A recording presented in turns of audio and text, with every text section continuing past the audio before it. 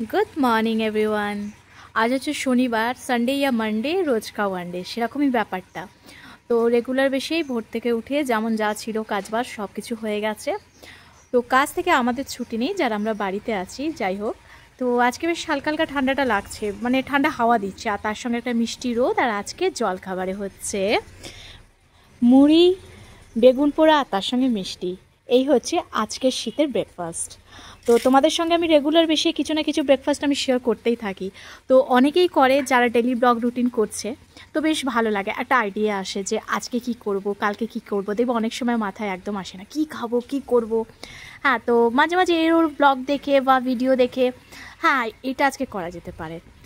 তো চলো সারাদিনের ব্লগটা দেখতে থাকো, ভালো লাগলে একটা ছোট্ট মিস্টেক কমেন্ট দিও। আর এই দেখো, এখানে আপাতত এখন আমি যে গেটটা বানিয়েছি গাছে, সেই গেটটা কি সুন্দর হয়েছে দেখো। ফুলগুলো কিন্তু ওই ওপরটায় পাবে, বাট এই গেটটা এখন হচ্ছে যেরকম চাইছি সেরকম। এবার দেখা যাক কতটা কি ভালো করতে পারি গেটটা।